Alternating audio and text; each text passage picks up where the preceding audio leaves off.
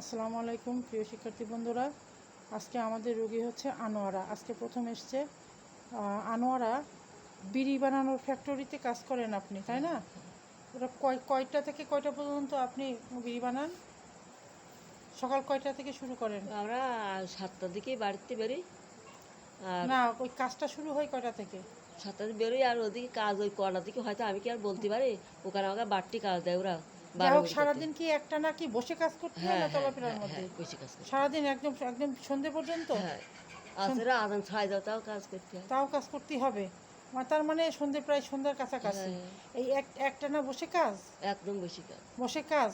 আচ্ছা, এই একটানা বসে কাজ, এটার জন্যই আপনার মাজায় সমস্যা হচ্ছে, আর ডান হাত ডান পায়ে সমস্যা হচ্ছে? ডান হাতে কিছু হচ্ছে না, ডান পা, পিঠিতে আর বলতে না পাতে ডান পা থেকে।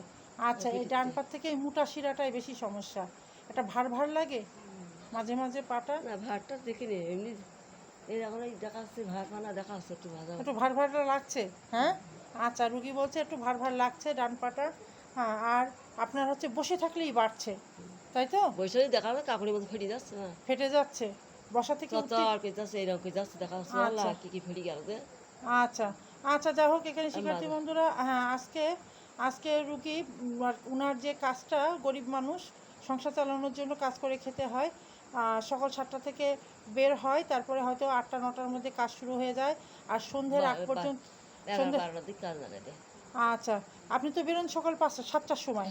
যে কি ওখানে বসে থাকেন, শুয়ে থাকেন? ওখানে আলাদা বাড়তি কাজ করে দিতে হয়। বাড়তি কাজ করে দিতে হয়, সব বসা কাজ। সেটা টাকা দেয় না, সেটা টাকা দিক না, আচ্ছা, টাকা দিক না দিক, এটা হচ্ছে রোগ নিয়ে কথা হচ্ছে। আপনার সব কি বসেই কাজ? একটানা বসে কাজ করতে হয়? আচ্ছা, একটানা বসে কাজ করার জন্য ওই সন্ধ্যের আগ পর্যন্ত ওইগুলো হচ্ছে বসে কাজ করতে হয়। 12টার দিকে। আচ্ছা, এখন হচ্ছে মেন যে সমস্যাটা, এই যে অতিরিক্ত বসে কাজ করে, অতিরিক্ত বসে কাজ করে, যার জন্য মানে বাত এত পরিমাণে, কোমরে বাত, হ্যাঁ, সে মাজার থেকে, আর ডান পায়ের শিরা গোটো হয়ে যায়, খুব যন্ত্রণায় ছটফট করে, অনেকটা কষ্ট পায়।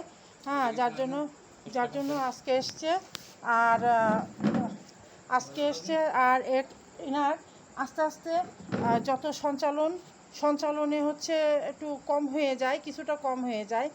আর এমনি থাকে, কিন্তু কিছুটা কম হয়, চলাফেরায় কিছুটা কম হয়। তারপরে হচ্ছে যখনই বসে কাজ করে তখন এটা অতিরিক্ত বেড়ে যায়, বেশি বেড়ে যায়, বিশাল বেড়ে যায়। আচ্ছা, ওর মধ্যে চিরিক মারা শুরুনির যন্ত্রণাও আছে। আর ডান পায়ে হচ্ছে শিরায়, একটা মোটা শিরার মধ্যে মাঝে মাঝে একটা টান ধরে, একটা যন্ত্রণাও হয় ওর ভেতরে, তাই না? আর গায়ে বলছেন আপনি জ্বালা, মাঝে মাঝে হঠাৎ হঠাৎ অঞ্জলা হচ্ছে। হ্যাঁ, অঞ্জলা অস্বস্তি হয়, অস্থির অস্থির লাগে বলছিলেন। হ্যাঁ হ্যাঁ, তার মানে অস্থির অস্থির লাগা। হ্যাঁ, এই সমস্ত সমস্যাগুলো, যাই হোক, আমি রাস্টক্স কভার করছে এতটুকু সংক্ষিপ্ত লক্ষণে। আমি আজকে ওষুধ দিলাম রাস্টক্স 200 শক্তি সূক্ষ্ম মাত্রায়, একেবারে একটি দানা দেশি ওয়াটার দিয়ে গুলে ডোজ তৈরি করে, বাকিটা প্লাসিবো ভিটামিন দিয়ে দিলাম। আশা করি ইনশাল্লাহ এতে আস্তে আস্তে অনেকটা আরাম পড়ে যাবে, তারপরে বাকি আরও চিকিৎসার লক্ষণ ভিত্তিক দিতে হবে। আচ্ছা, আজকে এই পর্যন্ত। আল্লাহ হাফেজ।